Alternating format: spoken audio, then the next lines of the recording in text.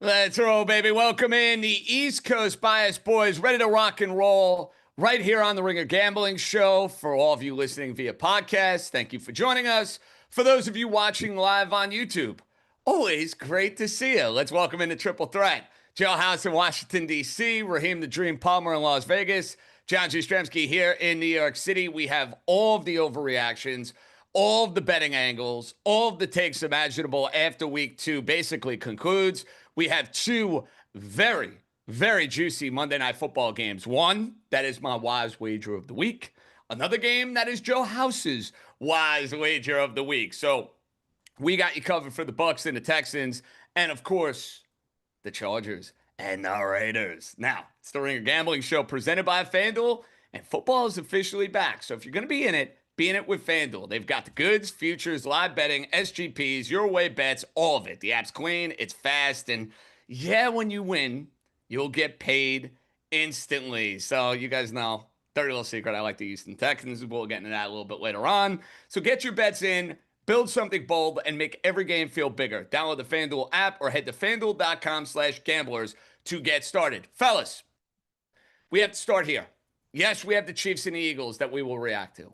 Yes, we will identify the mulligan, the game that we want back, and the stunning Indianapolis Colts who haven't punted in 2 games. But sad news to come out of Cincinnati right out of Gatehouse. Joe Burrow is going to miss a couple of months.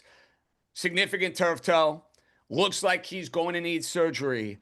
And all offseason, the three of us preached our skepticism when it comes to the Cincinnati Bengals not being in that top tier within the AFC, having way too top-heavy a roster, having way too many questions going into the year, and there's always the narrative and the bugaboo of Cincinnati and slow starts that have plagued them over the last few years. House, they get off to a 2-0 start. They have a stunning cover with Jake Browning in the fourth quarter, and you can't even enjoy it now because Cincinnati, who was like in the 20-1 range to go and win the Super Bowl 24 hours ago, they're well north of that now. Another lost year, it seems like, for Joe Burrow and the Bengals. It's a stone cold bummer because when that dude is upright, we get a season like last year where he throws the ball for between 4,500 and 5,000 yards and entreats us to between 40 and 50 touchdown passes. And it's fun. It's great to watch. But this Bengals organization is a clown show. They continue to invest in the wrong way. They, for whatever reason, think that it's acceptable to walk into these seasons each and every year with an offensive line that rates in the bottom 5 of the entire NFL. They continue to show up with a defense that can't stay on the field because it lets other teams go up and down the field on them. And, they just put us in this position. We said it in the all of our previews that you can't invest in this Bengals team, this Bengals franchise, because they don't invest in themselves. And they put that man in harm's way, and he got harmed. And I'm pissed off about it, Dream. I want to see Joe Burrow play football with T. Higgins and with Mr. Chase. And we're not going to see it because the Bengals are bums. Okay, so I'm pissed about it. I'm pissed off about it as well. You look at this Bengals team, they did pay T. Higgins when they needed help on the offensive line, they needed help defensively. But let's talk about something actionable. You look at the Cincinnati Bengals right now on FanDuel Sportsbook, their win total is 7.5. Minus 135 to the over, plus 115 to the under. Let's look at their playoff odds. Minus 215 to miss the postseason, plus 172 to make the postseason. Next week, we got the Minnesota Vikings. They're plus 3.5-point underdogs. Then they're in Denver. You come home for Detroit, and then you're on the road at Green Bay.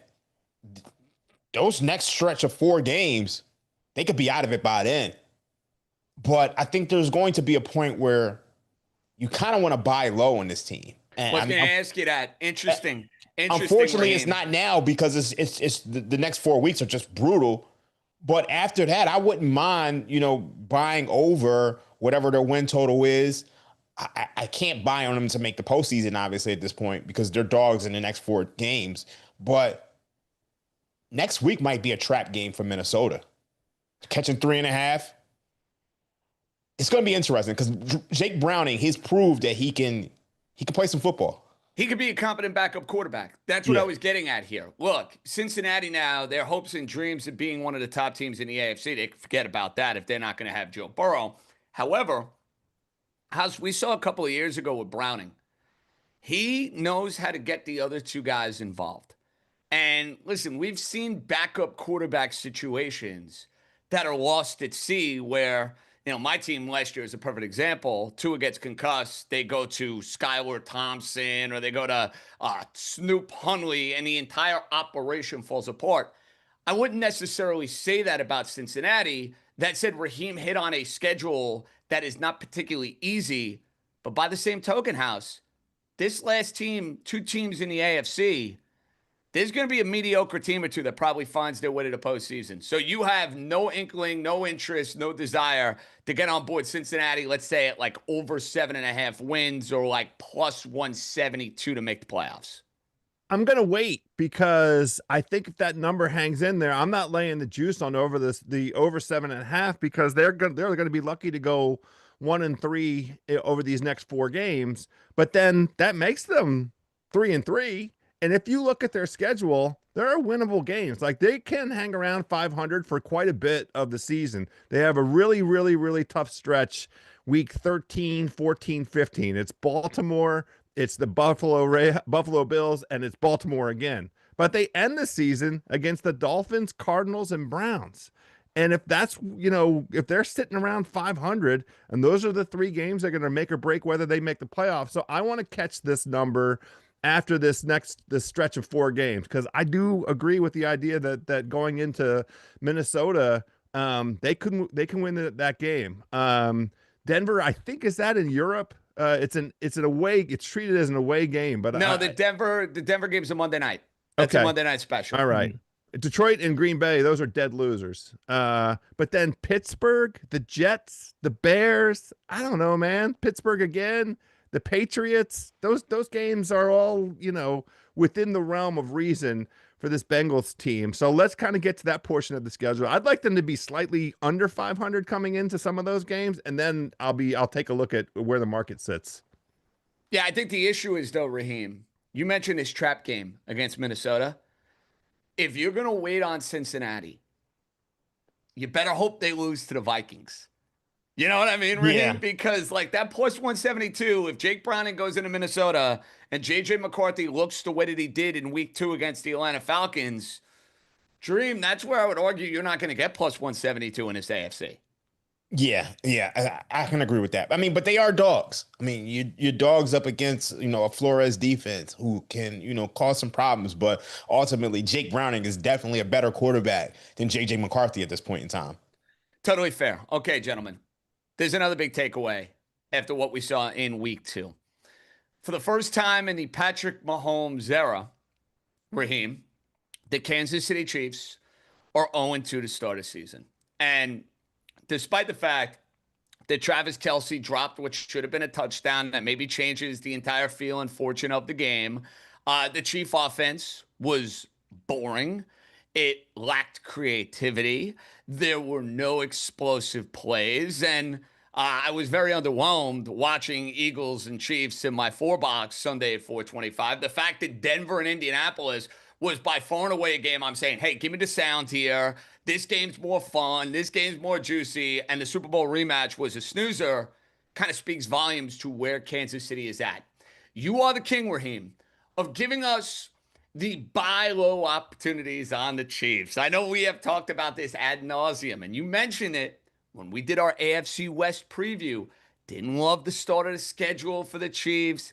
There's going to be chances to go and buy them. Okay, Raheem, at 0-2, is this the moment now we want to get some action with Kansas City, or am I maybe going to wait a couple more weeks? Well, first things first, I want to correct you on that game being boring. I enjoyed that game as an under better. Oh, good. Well, you won. I mean, listen, you guys know I gave out the under yesterday. So that game was incredible for me. That you were happy you won. I'm just saying from an aesthetic standpoint, it was awful. I'll be the first to tell you, Atlanta and Minnesota was a terrible game too. I was happy, and I had a big fat grin on my face the entire game because Atlanta money line at 3.5 was a no sweat winner, and there was nothing to complain about. I get it, Raheem. When you're looking for wins, ugly is fine. But anyway, continue. Yeah, I mean, I think when you look at this Chiefs team, ultimately, when you're missing Xavier Worthy, when you're missing Rashee Rice, there's a limit to what you can do. But ultimately, I felt like they should have won that game. I mean, you look at the Philadelphia Eagles, they only had 216 yards. So all this time we're talking about, the Chiefs' lack of explosiveness and lack of playmaking downfield. And it feels like the Philadelphia Eagles don't have it either. And yet they're 2-0. So, it's just unfortunate for the Chiefs where you find yourself in a game where Harrison Butker misses a 58-yarder. Travis Kelce, fourth quarter, you're getting ready to take the lead. He drops a pass, which turns into an interception, and that ultimately decides the game. And then you also have, a 4th and 1, which you don't pick up, which leads to Eagles points as well. So when it comes to the Chiefs, look, they play the Giants this week. They're laying 5.5, maybe 6.5 or so. I think the problem is, how do you lay that big a number when you don't have explosiveness? So I think that's what makes it tough. And then right after that, you got to come back and play the Chiefs. Not play the Chiefs, play the Ravens. So I don't necessarily want to buy on this team now. I think after the Ravens game is when you want to buy on them. Yeah, JJ, I agree with that. I will say, to me, all of the sort of chinks in the armor that Dream just outlined, that feels to me like regression, like NFL regression. Yeah, their field goal kicker is going to miss some field goals. Yeah, they're going to have, the ball's not going to bounce their way every single time the way it has over the last half decade. And yeah, Andy Reid's going to make some mistakes. Them going for it on the in the as late in the game as they were on that 4th down, and it was not an easy. It was more than a yard. It was like 1.5 yards and some change. And that was a gift. It was a 3-point gift. They lost by 3 points. And Andy Reid needs to look in the mirror. Like, what are you doing going for it on the wrong side of the 40? That was but that's who this Chiefs team is. Now some of those, the ball, the way the ball bounces is catching up with them. But more importantly, the defense doesn't get home the way that it used to, and they can't establish the run. Their leading rusher is Patrick Mahomes. That's trash. You can't go out and be successful in this NFL if you can't run the football, and they have no explosives because of the injuries and the situation in the receiver room, and you can't run the ball. So who are you? Who are you when you play good teams? They're going to beat the Giants. It's fine. I'm not laying the number. I'm staying away from it, but who are you when you go play good teams? We'll see against this Ravens team in 2 weeks. Gents, we have 2 weeks of data. Now, we did all these summer pods. You spend all this time doing research. There are some narratives that are going to be validated and vindicated. There are going to be some narratives that you're like, oh boy, what in God's name was I thinking? House, I'll start with you on this. Positive, negative, take it any which way you want. The biggest surprise over the first 2 weeks of action would be the following. It's Daniel Jones. It's the Indianapolis Colts. It's Shane Steichen and Daniel Jones. And honestly, I think we all should look in the mirror and say that we missed an opportunity here, because all of the Daniel Jones slander, to me, was situation specific. That Giants team, look what Saquon Barkley did as soon as he got out of that situation and into a situation with genuine playmakers, with an offensive line, with an offensive mind that could put him in the best position. Why were we so skeptical of Mr. Daniel Dimes? I mean, we took all of that Giant stink from 2 years of underperformance, the injury and all of it, and we said that's who Daniel Jones is. Well, Daniel Jones won a goddamn playoff game. That's who he is. When he's in a system with a head coach who knows what he's doing, with an appropriate offensive line, and look at the numbers. His EPA is better than Josh Allen right now. They haven't punted. All you need to know, House, they haven't punted. Oh, my God. There you go. So, I regret not thinking glass half full about the Colts. We were very quick to dismiss them. They've shown us they do have the ability to establish the run a little bit. Taylor got off a couple of explosives. When Dimes has time, he's accurate, and he also can run the football. And Shane Steichen, remember, he turned Carson Wentz into a potential MVP candidate, for Christ's sakes. So I think we might have missed the opportunity a little bit with this Colts team. I'm not going too crazy about it, but if I want to be positive, I'm going to give those flowers out to Mr. Jones. Yeah, I think you hit the nail on the head. I mean, I think there's two surprises. Obviously, one is the Chiefs being 0-2, and the second one is the Indianapolis Colts. I don't know if there's anything else in the season that we've seen as a true surprise. Yeah, it's tough to find an answer other than Indianapolis. And my read on it was, wow, quarterback situation lost at sea. The abandonment of Anthony Richardson, not that I was a fan of his to begin with. Mhm. And I watched every single game and every single snap that Daniel Jones played as a New York Giant. Guys, even the year he took the team to the playoffs and won a playoff game, the confidence, the swagger Mhm. that I've seen him play with over the last 2 weeks, I never saw that. Because remember, when the Giants were winning games in 2022, it was ugly. It was these like low scoring type of games. They're letting Daniel Jones rip it. And let everybody know this. The team that he played in week 2 is supposed to be a top 5 defense in the league. After week 1, it was, hey, Miami stinks. They're awful. Let's see it against Denver. Well, let's not spit on the Denver Broncos. Maybe their defense is a little overrated. That's a story for a different day. But there's a lot of talent there, and Daniel Jones put his ass off. So give him all the credit. We'll have to ask Anthony Dabbundo when he comes on, because I know he was an Anthony Richardson supporter. Well, listen, his team is 2-0. He's got to throw that away. No, Goodbye. Hear me out. I think the Colts made out better having Daniel Jones than Anthony Richardson out there. And I want to ask Dabbundo what he thinks about that, because he was a starch supporter of Anthony Richardson. Well, after what you saw over the first 2 weeks of the year, it's not debatable, to be honest, Raheem. They're 2-0. I'm going to keep saying this until the Colts do it. I think Anthony Richardson could play a Taysom Hill role. I think there's a role for him to be on the football field helping his team. And that offense, because of the receiver room, is competent. What a revelation, the tight end that they drafted. The kid is incredible. Taylor is Taylor, so they can establish the run. Jones, his opportunistic running is a threat. Let Anthony Richardson get back there in some of that H-back, some of that Taysom Hill kind of stuff, some of the RPI, just a here and there to change pace. I think it's fine to put that man on the football field. Just don't let him throw the ball.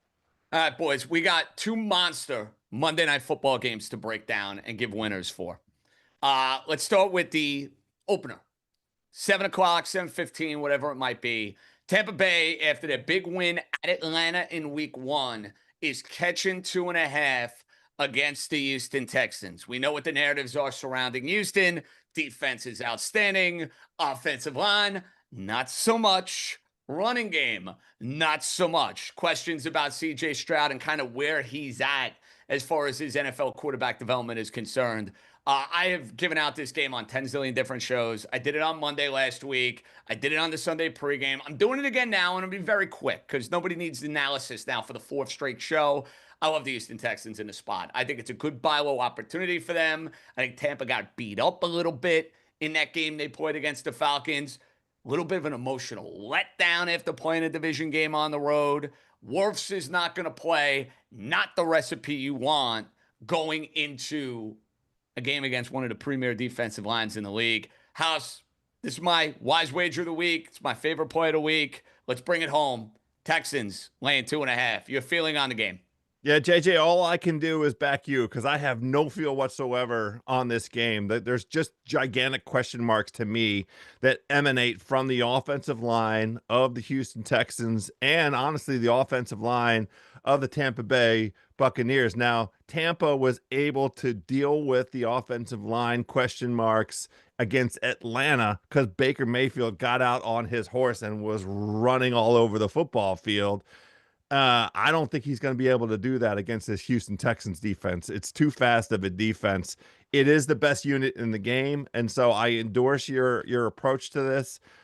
The total has come down from what it was, and it still feels like an under to me. The only way that I would play this game is under 42.5, and I'm looking at team totals. Maybe the Texans under 22.5, maybe something like that. But that's really all that I have on it. Dream.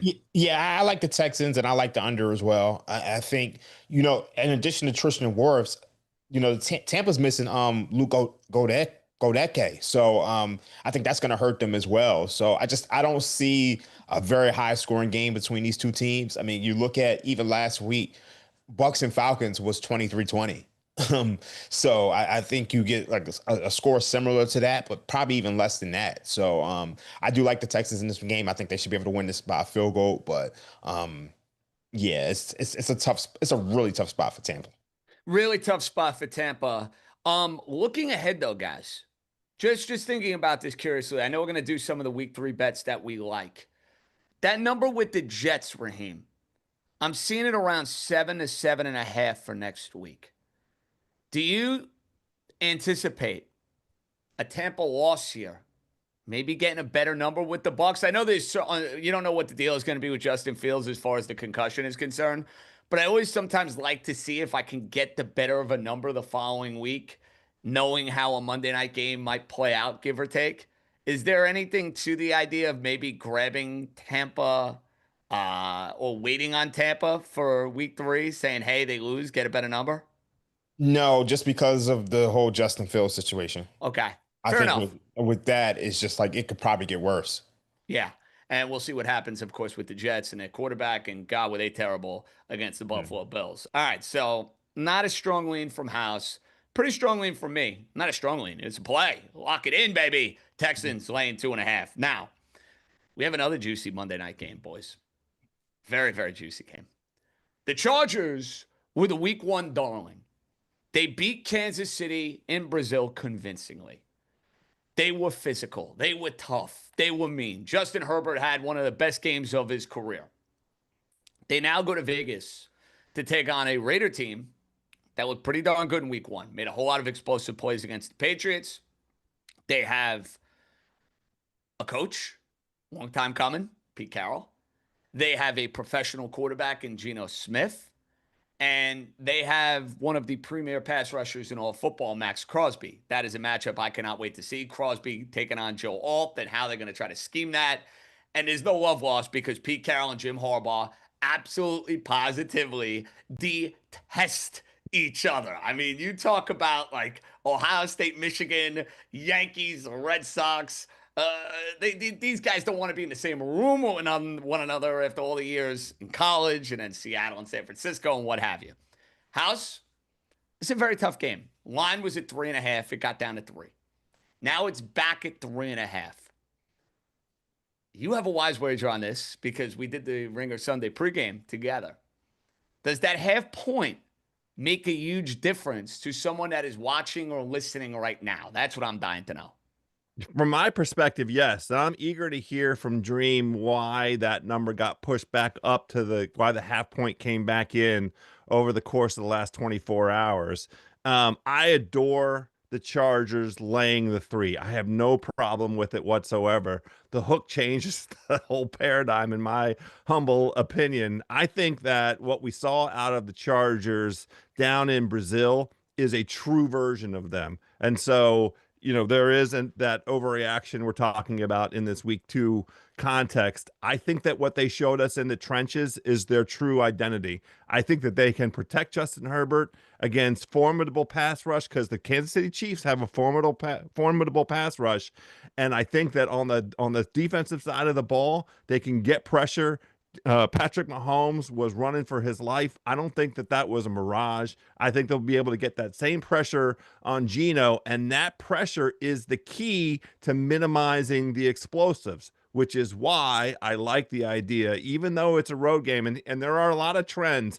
Home teams, Monday Night Football, home underdogs, Monday Night Football, Geno in a dome, a lot of trends that support the Raiders. I think that support is fine in the context of 3.5. But at 3, give me the Chargers every which way. I like the idea of them taking care of business. So I have two models. I have one model, that's just, straight up this year. If I'm using that, I'm at like 3.1 for the Chargers. But when I'm like using my model with like priors, I'm at Chargers minus like 6 or so. And if you look at the two games last year, opening week last year, Chargers beat them 22-10. Last game of the season, Chargers beat them 34-20. So obviously this Chargers team has their number. Now you have to ask yourself, how much has this Raiders team improved? Well, I'm not sure that they've improved that much considering, they were kind of in a dogfight with New England. And then New England was in a dogfight with Miami, who we know isn't very good at all. So I have to like put the Chargers on a different level and a different tier so I can understand why that line went to 3.5. Me personally, I'm not going to lay the worst of it, but if I had to play a side, I would play the Chargers. Now, my play on this game is Brock Bowers under 6.5 catches. I look at this matchup and I say to myself, this is a guy who's been banged up all weekend. He didn't practice until Saturday. He had a knee brace on. Last week, he had 8 targets, 5 receptions. You're asking him to do what he didn't even do in week 1, coming off an injury where he just didn't practice all week. And he is, one of their top receivers. Like, I can't imagine them force feeding him in this game. So that's where I'm headed. I'm playing against human achievement. Brock Bowers under 6.5 receptions. And injury questions going into the week. So you got to take that into account. House, Raheem hit on something that I want to address. I look at the two matchups last year, Raheem, between the Raiders and the Chargers. They mean diddly squat to me. You want to know why? Why? The Raiders got a coach. Yeah. They didn't have a coach last year. That's they fair. have a legitimate Super Bowl winning head coach leading the team. That to me is a drastic difference in what they had in the 2024 season. Pete Carroll now is a part of that team. Geno Smith is the quarterback, not Aiden O'Connell. And I'm not trying to glorify Geno Smith into being Josh Allen or Lamar Jackson. You know what he is? He's a professional quarterback. I see 3.5. I'm taking the Raiders. I'm taking the Raiders in that spot. Because to me, this is a prove-it game for the Chargers. House, you may be 1,000% right. You may be in a situation where I sit there and say to myself, wow, Chargers may be one of the 5 best teams in football. Maybe they have everything cooking. But I am always fearful of that team in week 1 that looked entirely too good. And to me, the Chargers in week 1 looked entirely too good. And remember, Kansas City is not the Kansas City that we are used to. So I think this is a field goal game. I do. I think this is a field goal game. I think there's 2 minutes left. I'm finishing up a little TV, having a survey set at like 1 o'clock in the morning, and I'm loving every minute of it. And I think it's anybody's game. You might get you 3. I'll take the 3.5 though. So I'm on the Raiders. So a little heads up action, but not quite, House. No, I understand where you're coming from. I do want to just give a tip of the cap to the NFL for putting these two games in their own unique time slots. Yes. To your point, Yes. it will be 1 in the morning. We'll all be up watching this game, and I love it so much. I'm so happy. I mean, it's an amazing thing. But your point is the right one, JJ. These teams, we can take last year and throw it in the garbage can. 4 out of the last 5 years, these teams split, and 7 out of the last 8, the home team has won. So I understand the inclination to think this is a tough divisional matchup. This is why the 3 is everything to me for my Chargers bet. I wouldn't bet it at 3.5. All right, boys. We're going to take a quick break here for the podcast. But stay with us here on the YouTube stream. It's the Ringer Gambling Show with the East Coast Bias Boys. Okay. Time for the mulligan. And fellas, I'm not giving a week 2 pick for the mulligan. I'm not. And I know you have one, Joe House, that we were together on, and I'm going to let you make the case. But the mulligan I want is something that we hit on earlier. I was really out on the Indianapolis Colts. I was out. And I am now willing to say after 2 weeks, I think I made a big boo-boo. I do. Because what I underestimated, there's a lot more talent on that team. skill position standpoint, Warren is the real deal. Not as good as they've been on the offensive line in the past, but solid nonetheless. And Anarumo is basically Buddy Ryan compared to what they had with Gus Bradley. And I love some Staten Island Lou. And I don't know if Daniel Jones is going to play 17 games. Injuries obviously have been a concern for him throughout his career. But I have 8.5 and I have 7.5 for the Colts. That's the mulligan. I don't think I'm getting there. I think they're going to be a winning team this season. So I know I'm going off the beaten path with week 2. House, there is one, though, that definitely fits the bill that you and I were on together. And I didn't want to steal your thunder, so I had to throw that in there. Give us your mulligan for week 2. Were you on the Jets also? Yeah, not in the Ringer 107, thankfully, thank but God. my hard-earned American dollars were on the Jets. Yeah. And talk about what a stupid pick that was. House, we overreacted to what we saw in week 1. We were suckers. I admit it. You and me both, bro. We were suckers. You know what?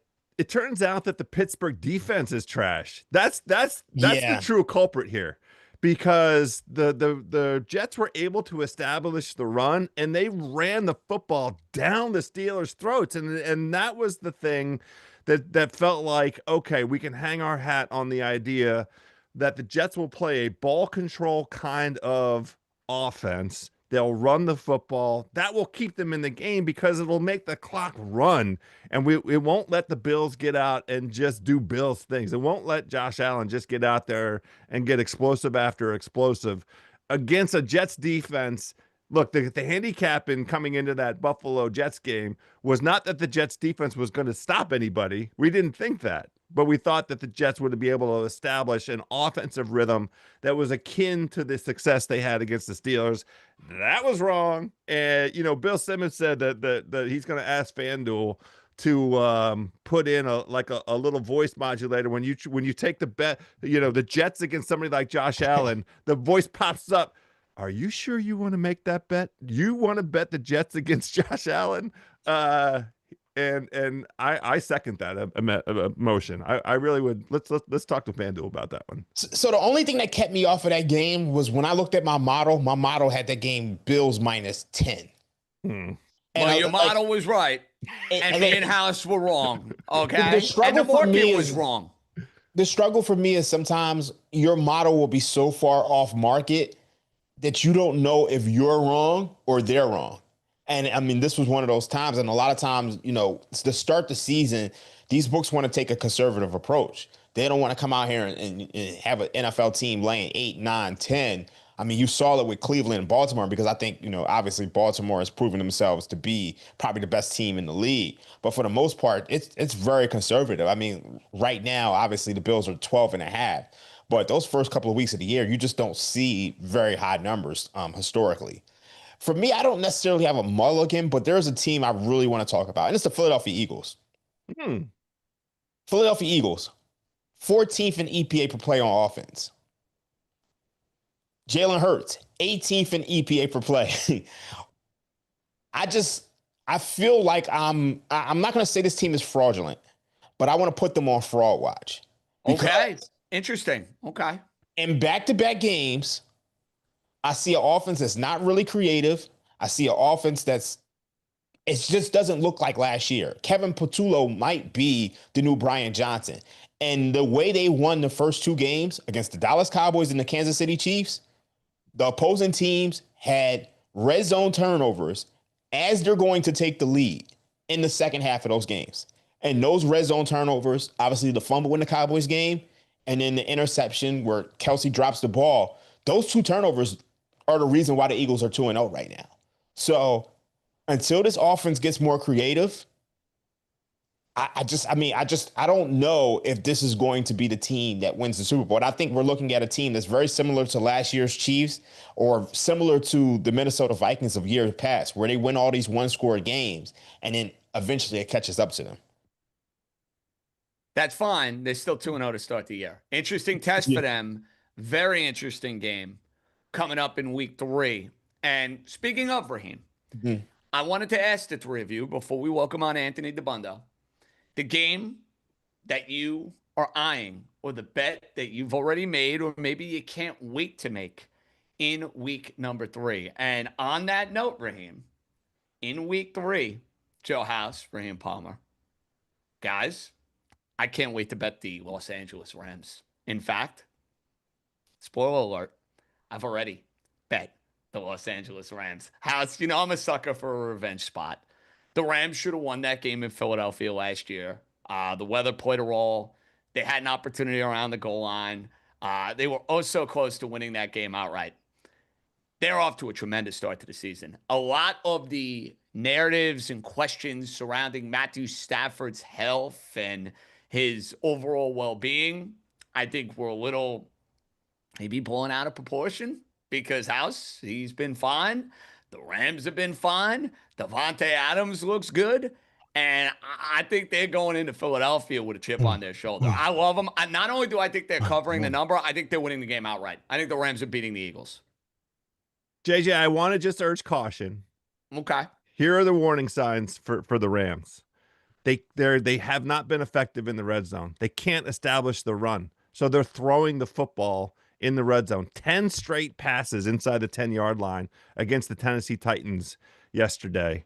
And their inability to contain mobile quarterbacks was a little bit on display. The defense is good. I don't get me wrong, but if Jalen Hurts gets out and gets running, though that creates explosives for the Eagles. So that's the caution that I urge. But I understand your perspective.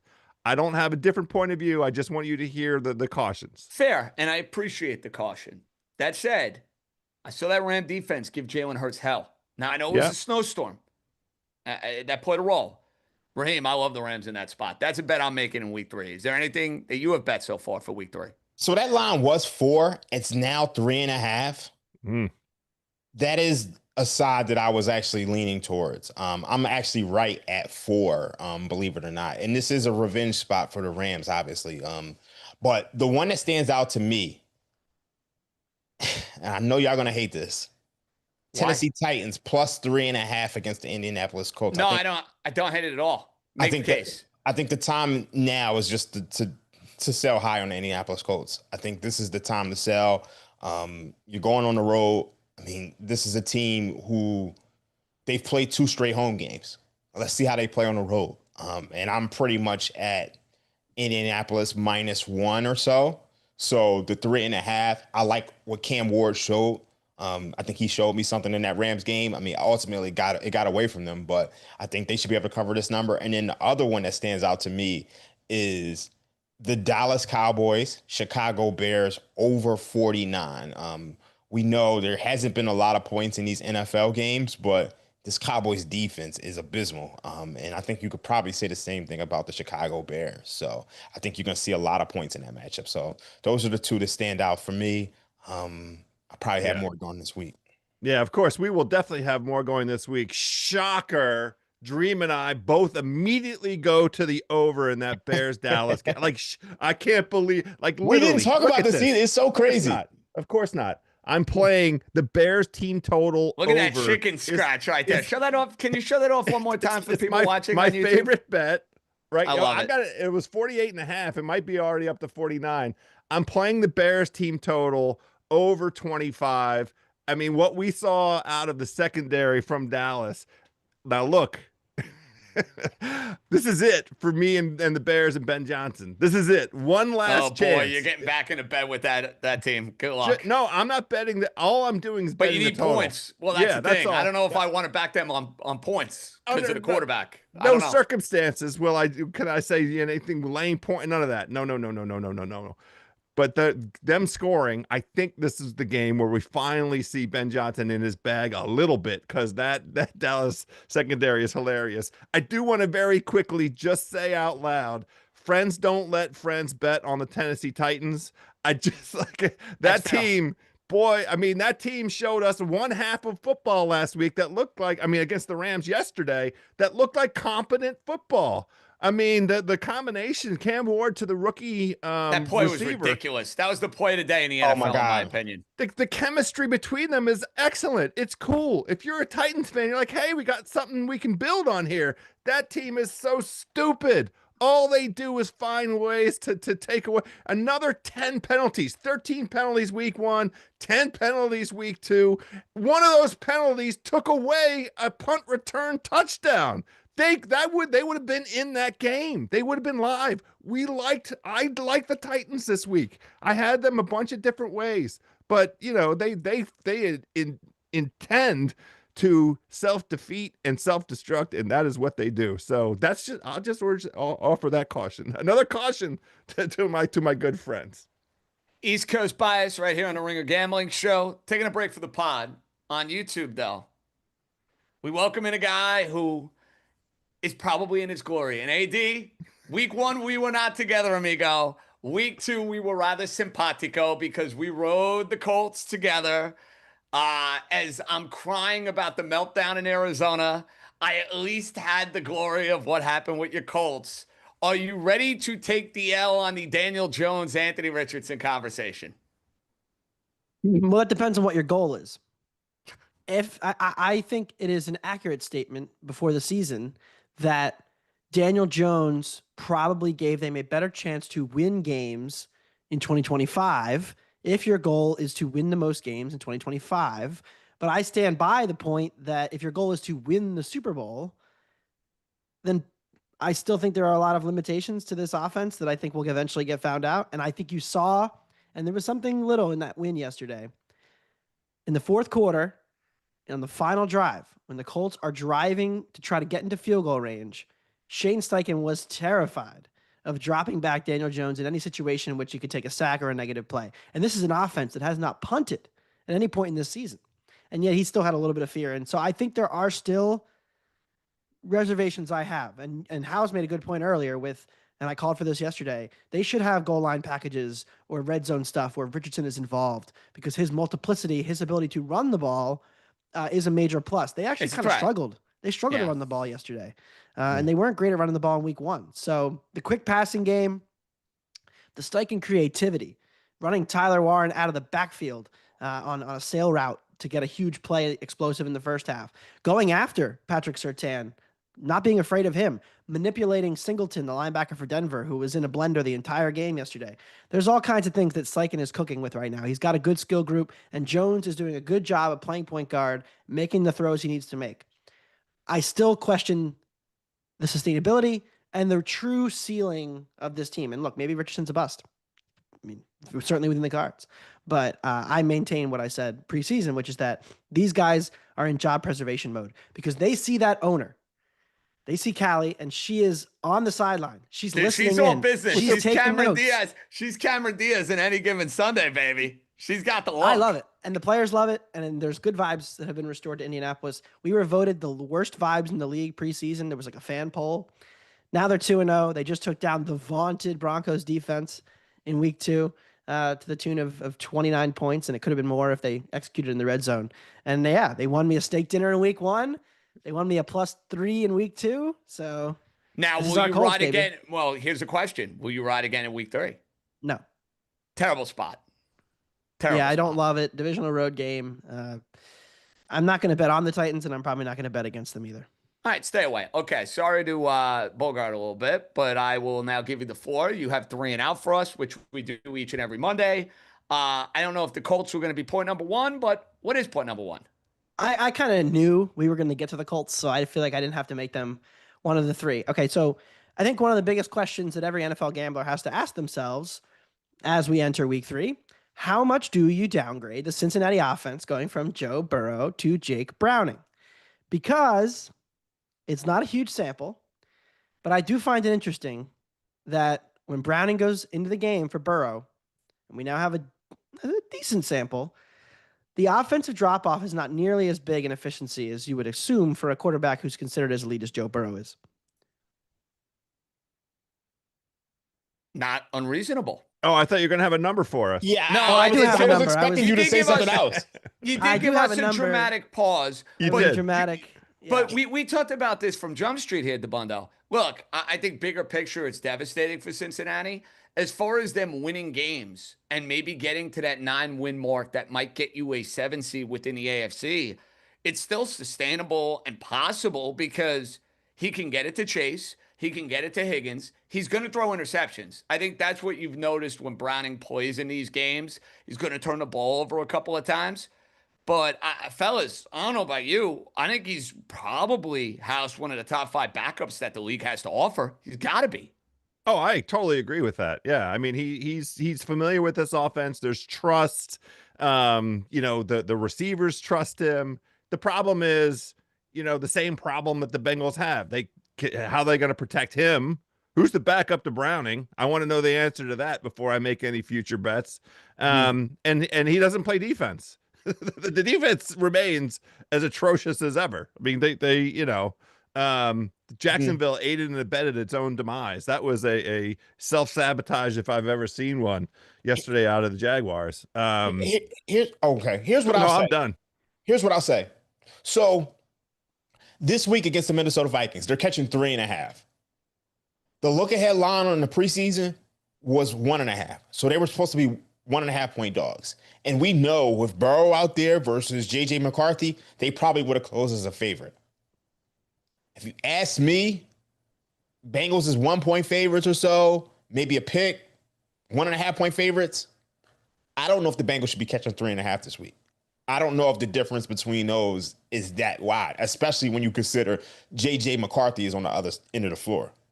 Not the floor, but the other on the opposite offense. So close enough. We know what you meant. I'm probably going to be looking at the Bengals this week. All right, so here are the numbers. See, I buried it a little later in the segment. If you pull up every quarterback the last 3 years in efficiency, dropback efficiency, Joe Burrow ranks 9th with a minimum 100 dropbacks. Jake Browning 15th. It's out of 57 quarterbacks. Wow, that's not. I figured he'd be like 26th. Interesting. Right. And the offense changes when Burrow and Browning are out there. They go under center way more. They're able to use the play action a little bit more. They are under center 23% of the time when Browning is in. It's just 13% with Joe Burrow. They run a very specific, the offense is going to look how Joe Burrow wants it to look, offense. And that results in more throws down the field, a lot more targeting of Chase and Higgins. I know Chase was heavily targeted yesterday. And they're able to use maybe a little bit of Zach Taylor creativity more often. And look, I'm no fan of Zach Taylor of this offense. And, it is a different OC now than when he was on the team in 2023 and started games in Joe Burrow's absence. But it's not insignificant to me that Jake Browning also has had 3 fourth-quarter comeback / game-winning drives in the fourth quarter of these games. You know how many Joe Burrow has since Jake Browning made his first start? 2. I'm assuming you saw the same tweet I did. Scott Kazmar. No, I didn't. I'm just thinking of the Denver game last year, and I'm like, all right, I'm throwing in one more. I did not see the tweet. Right. Anyway. Scott Kazmar, who created the stat, Okay. tweeted about this, and he's kind of had this little subtle anti-Burrow agenda, and a lot of it, I think, is a reasonable question of just how much of a downgrade is it? Because you look at this offensive line, you could even compare sack rates. Sack rates for Burrow and Browning are comparable, within a couple percent of each other. So, you put this journeyman backup in for the great Joe Burrow, and you give him 2 elite receivers who, as of right now, are healthy. I agree with you. I mean, what has J.J. McCarthy done? He had 1 good quarter against a burn unit secondary, mash unit of players. It was like the 3rd, 4th, 5th string guys. He had 1 good quarter, and he's been pretty awful to the other 7 with multiple turnover-worthy plays. Here's the problem, though, for this week specifically. Here's the problem. Browning's turnover prone. Flores' defenses feast off of that. They feast. When you have a quarterback that's turnover prone, I wouldn't be shocked if he threw 3 or 4 interceptions in this game. That's the problem I have. That's why, to me, it's a complete stay away. I will not go near the game. That's fair. It's a great test of Lou Golden. Let's see if Lou Golden's got anything, right? Because he's the defensive coordinator for the Bengals. Lou Golden, Al Golden, it's all the same. Same I just like difference. you making up names. That's why I enjoy it's Lou that. Anaromo and Al Golden. What's the That's difference? why I knew you were doing that. Is there a difference? Oh, my God. We'll find out. We're We're going to find out, right? Because the Falcons sure did confuse the daylights out of Mr. JJ. McCarthy. Falcon defense looked good, House. Yeah, Falcon defense looked real good. Yeah, well, because they had stunts, they were running all kinds of stuff on the line. 6 different guys had pressures, and maybe the sacks were prolific. Let's see if Golden has something for McCarthy. Yeah, I mean, Cincinnati ran pretty good to get to 2-0. Like, it's no doubt. They were outplayed by success rate both games, against Jacksonville and against Cleveland. So I could understand the skepticism of that, right? If the Jags convert a 4th and 5 inside the 10, they win the game. And maybe we're having a different conversation. But certainly, like, JJ laying over a field goal to me Yeah, it seems rich. is, I get it. It Feels seems rich. yeah. rich. And I It have my seems eye rich. on, I mean, not that the Bengals can really run the ball efficiently, but I have my eye on the Minnesota run defense because I know they didn't have Cashman and Van Ginkel last night, but back-to-back weeks, especially last week, where they struggled to contain a run game. So I have my big red flags with them. Okay. Take 2, Dabbundo. Take 2. All right, well, we got to do Eagles talk, right? It's 4 years now, right, of the Eagles being, one of the premier teams in the NFL. 2022, they go to the Super Bowl. 2023, they implode. 2024, they win the Super Bowl. Now we're here in 2025. When you watch the Eagles, and this is the discussion that's happening in my backyard right now, there's a lot of blaming of the offense coordinator. Of course. At some point, we just kind of have to acknowledge that this is also a head coach quarterback thing because they are the constant of the last 3 seasons that has led to similar issues. And it wasn't as bad last year. Kellen Moore had more moments of clarity, of good offensive play. But when they're not throwing the ball over the middle, when they're not throwing anticipation and timing routes, and they're only doing underneath stuff and deep bomb one-on-ones to Devontae Smith and A.J. Brown, it is an offense that is entirely designed around one thing. And it's one thing that the Eagles have been really, really good at for 2 years, and that's avoiding turnovers. So, yes, they were fortunate that the Cowboys fumbled inside the red zone and that Travis Kelce dropped the ball yesterday in the end zone or running into the end zone. We just haven't seen the Eagles in enough trailing game states to really know what this offense looks like when they're forced to play from behind because it's so rare that it's happened. And so I think that is the one question that it's a piece of the puzzle that's important because when the Eagles have the lead, they do everything in their power to not turn the ball over. They run tush pushes. They hand the ball off a lot. They only throw short or, again, deep one-on-one balls where they're pretty confident their guy's the better guy. So is this the most pretty offense? Certainly not. Do I enjoy watching them play? Not really. But will I enjoy betting their unders in games where I think they might have game lead states or leading game states? Yes. And I think that is the best way to kind of think about the Eagles right now until the market adjusts here. The market's moving heavily toward the Rams. Total has not moved. I'm not sure it should be over 45, to be honest with you. Can I get you I on see board 45 with and a taking? half. Do you understand my logic in taking the Rams in this spot? I do. If you go back to that playoff game, multiple explosive run plays for Philly. The snow, I actually think, contributed to the over, to be honest. But I really thought it was the first time in a long time. I remember watching a game and saying, wait, like the Eagles O-line is not winning. Like they were getting whooped. They were getting their ass whooped. Totally right. agree. And you saw, again, the Eagles led most of that game. Jalen Hurts took 7 sacks because he was just like, I'm not throwing the ball in anywhere near a Rams defender. I'll throw a deep ball, right? He threw the one pass deep to Brown that got dropped. He threw a couple checkdowns. Goddard had a couple plays. But he's like, I'll eat the sack and trust the defense. And if he's going to do that, then the Eagles are probably like the best dead nut under team in the league, outside of maybe Houston, which we're going to see tonight. We can get into them in a minute. But yeah, I mean, I feel like the Eagles are in an interesting place because I think last year the offense was ahead of the defense in terms of like readiness, preparedness, playing their best. This year it feels very different where the defense is miles ahead of where they were at this point last year. And the offense is like, we're going to scrape and claw our way to and just enough offense. I mean, Raheem's at 215 yards. It's terrible. Ugly. But it's 4 down offense. That's the thing that is so unique to them. They play as though they only need to get 2.5 yards per attempt. And Right. you know what? They're right. And it has the effect of sucking all of the time out of the game. It sucks the life out of the game. The defense doesn't have to be on the field. So, for them, the unique thing that they possess, it works. It is aesthetically brutal. And I asked Dream before we got on here, I was trying to get to the bottom of why Jalen Hurts didn't feel comfortable throwing the football really at all. Now, for sure, Kansas City blitzed 16 out of 25 times that he dropped back. And he got rid of the ball very fast in the face of the blitz. But when he had time, I was trying to understand why it was that he wasn't finding receivers, his elite receivers, the way that Justin Herbert was finding openings against, a secondary for the Chiefs that's really lacking. And I think it's because the Chiefs played a ton of zone as opposed to man. Now that's my thesis. I haven't had a chance to get into the numbers. We were going to take a look at it, but you have any perspective on that? It's two things. One, yes, the zone. I mean, if you pull up the numbers, Hurts versus zone and man has been a Right. true difference for him for Huge 3 years now. splits. Yep. Right. And it makes sense because again, he's pretty accurate, but he's not good at throwing with the anticipation.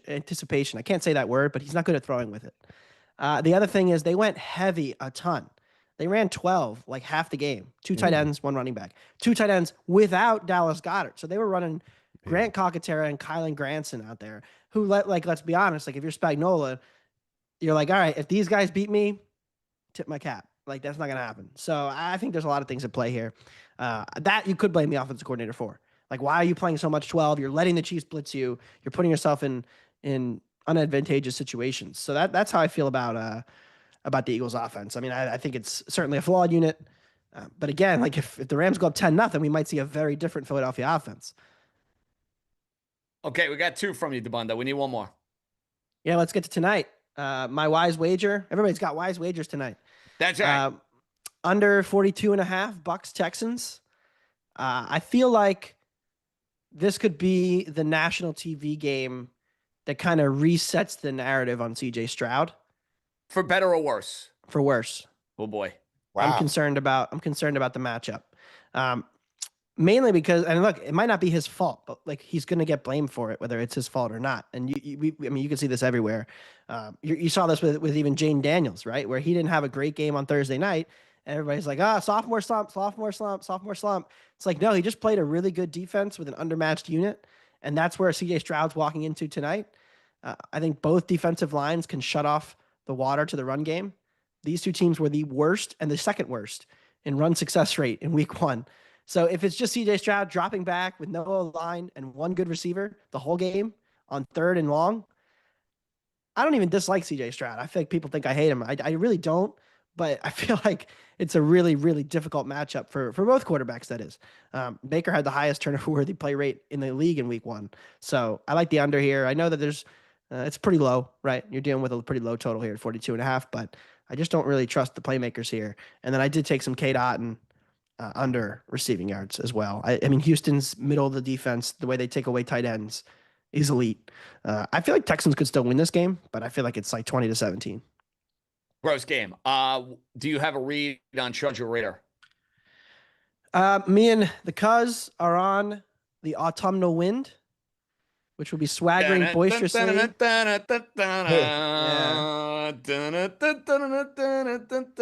Swaggering boisterously, blustering in from sea. He wears a hooded sash. Do I love it? I do. I have Yes. agreement with the Cuz. I want to see more from Patrick Graham, but I continue to drive the train that he is the most underrated coordinator in the league. And I think the Raiders defense, we'll see, right? I mean, they're playing a team with considerably better skill group this week than they did last week with New England. But I like how explosive the Raiders are, and I think they're gonna be able to hang around tonight. Should be a close game either way. You know, they're one of the nominees' house. I'm going to have to adopt the team this year because the Dolphins is such a disgrace. They are definitely one of the leaders in the clubhouse of me adopting in 2025 because I love the idea of the Raiders being back and being a team that matters and is relevant and that whole vibe. They are like team 1. The Rams are a contender. We're going to have to work on this, boys, over the next few weeks. Who is it? Maybe it's Daniel Jones and the Colts, Dabbundo. Maybe I just get on board. Maybe I gotta say, watched the game with my cousin last night. Who's like a brother to me, and he's the reason I'm a Colts fan. I don't remember him being. It's been years since he's been like that invested in a game. So there is a little bit of belief. Like we had a huge hug after the flag came down. Oh, the hug. Oh my God. Yeah. And I we were wish there so were video cameras on you guys. You know Oh who my else God. got a hug? The family members of the ref that called leverage It with their was offshore leverage. account in Bermuda or wherever. Yes. Oh Yeah, boy. who leverage? Get the He leverage. pushed the center. I Get look, the I don't like get the. I'm not on this. Now you can live. say it. Who cares? That's Come fine. on. I mean, yeah, yeah. The 15-yard penalty. Oh yeah, game. it's been a rule for deciding. years. I've seen it called. How many times is it called? JJ, why don't you put your money where your mouth is? Grab the Raiders to make the playoffs plus 205 and just ride with your boys. FanDuel Sportsbook right now. Raiders make the playoffs. They could be the 7th seed plus 205. You know what? I'm on him House, already. you're a bad influence. You're Listen. a bad influence. AD's already on it. The What you bundle's got? already there. AD, what you got? Like plus 260? I'd have to look. It was something around 250, 260, 270. Yeah. You know what? It's a fun bet. I may get on board. It's If probably they're going to stupid. be your boys, if they're going to be your team, make them your team. That's it. But I'm still uncertain. Okay. The bundle likes the Raiders. House we know likes the Chargers. All right, guys.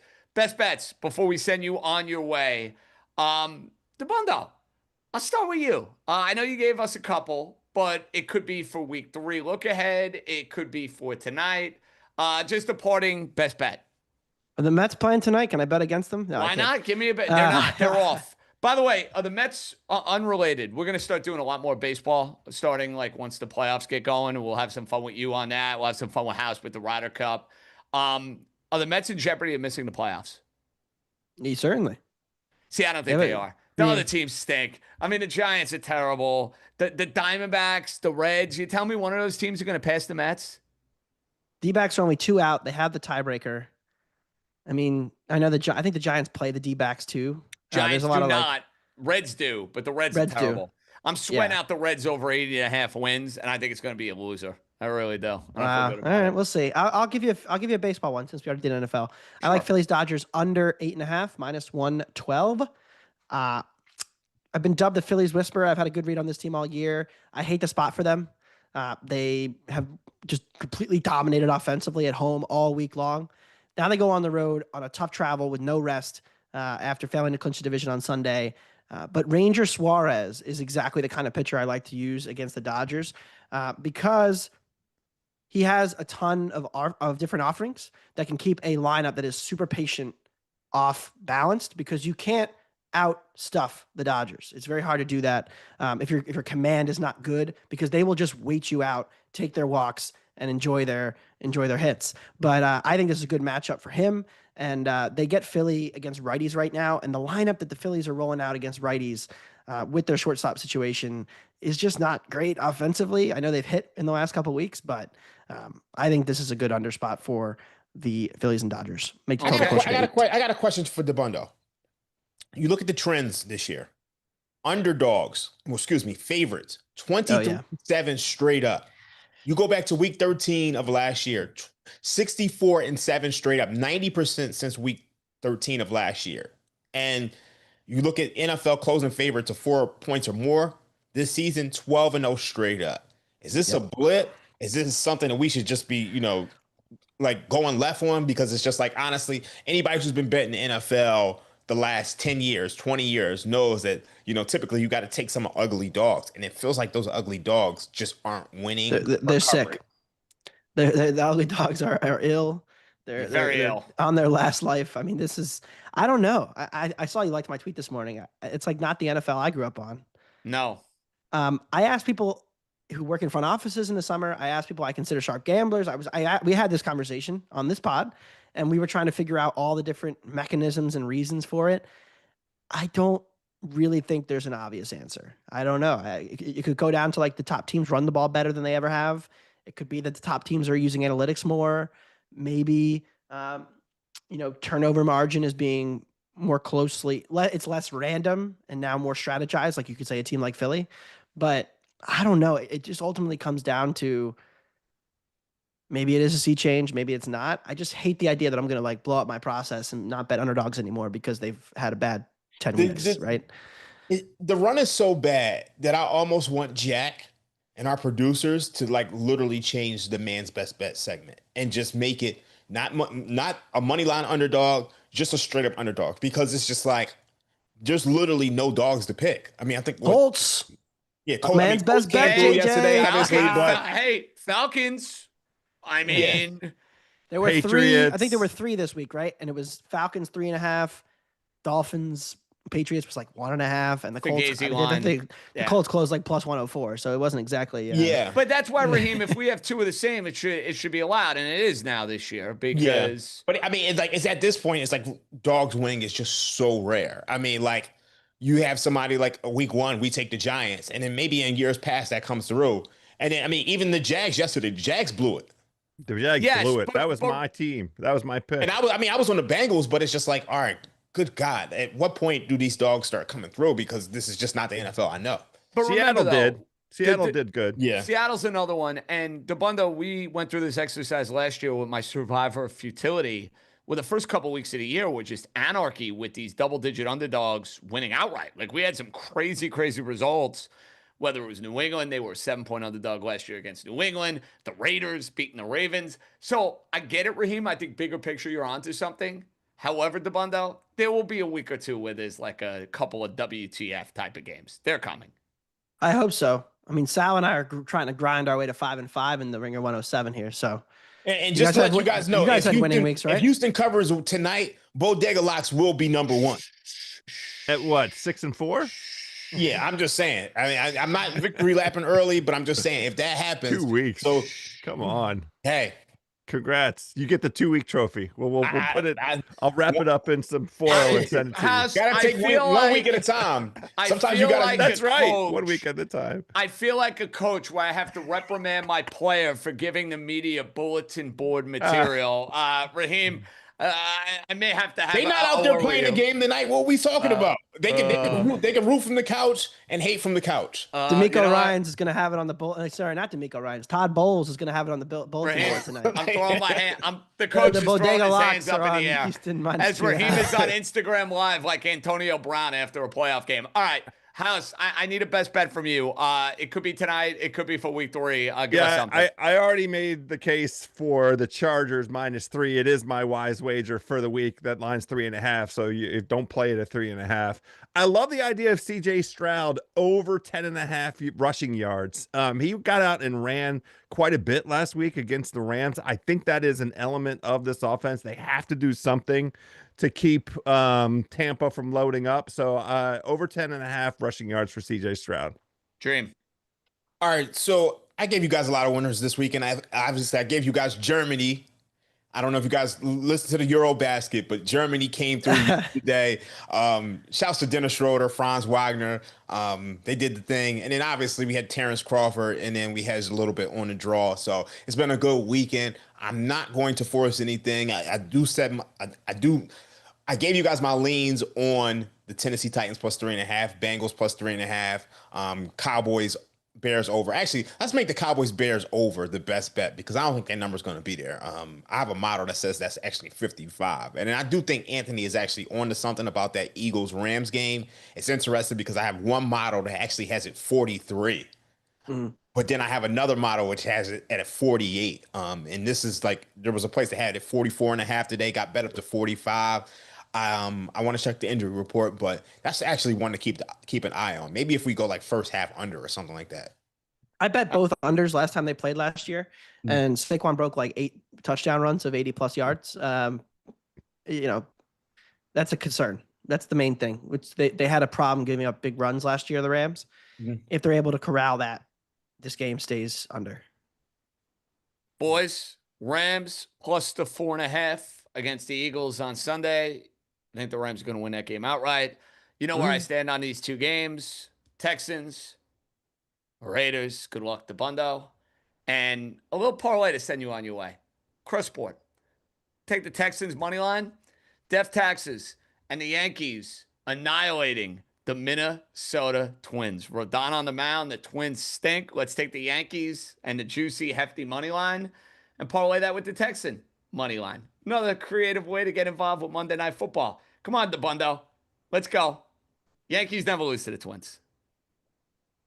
Simeon Woods Richardson on the mound from Minnesota have not yet figured out how he's good. If anybody knows why he's had some good pitching here, I don't see it in any of the modeling. So I may be on your side there. Plus not dying to lay. 156, by the way, on the FanDuel Sportsbook. Texans, Yankees. I will say though, you are going against the trend. The traveling team coming off Sunday Night Baseball traditionally has not fared well on Monday. Yeah, normally I don't like it. It doesn't matter when the Yankees are playing the Twins. All right, fair enough.